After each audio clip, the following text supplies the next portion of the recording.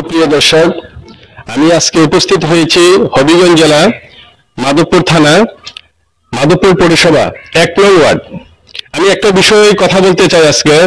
আসলে অনেক মনের অন্তর থেকে আমি একটা কথা বলতে চাই। বিষয়টা হয়েছে, এই মাধবপুর পৌরসভা হয়েছে 1996-97-তে। আজকে 27-28 বছর অতিবাহিত হয়ে গেছে।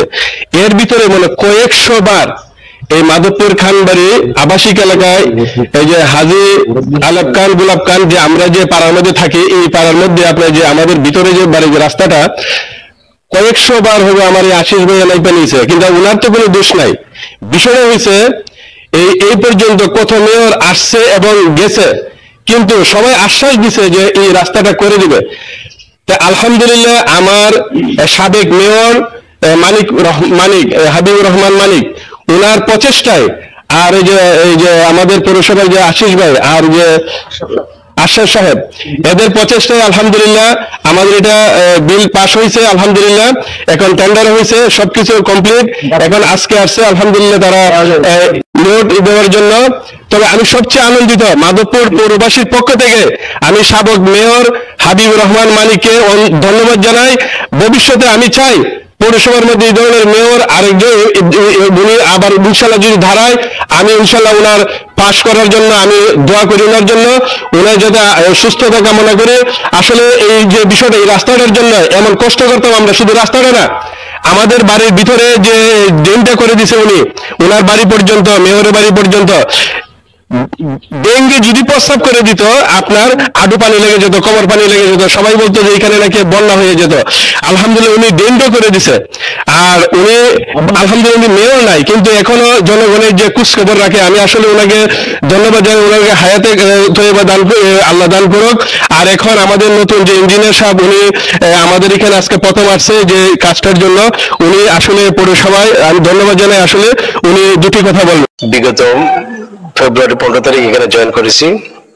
জয়েন করার পরেই আমি অফিসে যখন আসা যাওয়া করতেছি, কাজ করতেছি, নতুন করে কাজ বুঝতেছি, বোঝার প্রেক্ষিতে দেখলাম এখানে আমাদের যে সাবেক মানিক স্যার, মেয়র স্যার, ওনার ভালো একটা কাজের প্রতি স্পৃহা আছে, উদ্যোগ আছে, এবং কোথায় কোন কাজ হবে না হবে আমাদের ইঞ্জিনিয়ার সাহেব এবং আমাকে সবসময় উনি বলতেন যে আমার অনেক দাবি দেওয়া আছে, এলাকার মানুষের সাথে কাজ করতে হবে।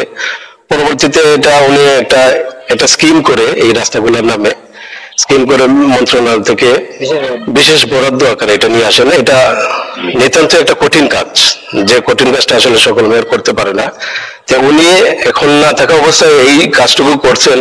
আসলে এই মাধবপুর পৌরসভার বাসী আসলে ধন্য যে এই বিশেষ বরাদ্দ গুলা এখন বর্তমান সিচুয়েশনে আসলে কোথাও কোনো জায়গায় দেওয়া হয় না। এখানে আমি দেখছি যে বিশেষ করে সিলেট বিভাগে, আমি তো অনেক পৌরসভার সাথে কাজ করছি, এখানে আসছি আজকে 3 মাস হয়। এই প্রজেক্ট গুলো এখন এই সিচুয়েশনের ভিতরে কেউ নিতে পারে নাই। তো এই জন্য আমি আমার মালিক স্যারকে ধন্যবাদ জানাবো। সাথে আজকে এখানে আসছি, কাজের যে প্রেক্ষিতে এখানে দেখছি আসলে এখানে অনেক কাজটা অনেক আগেই জরুরি ছিল।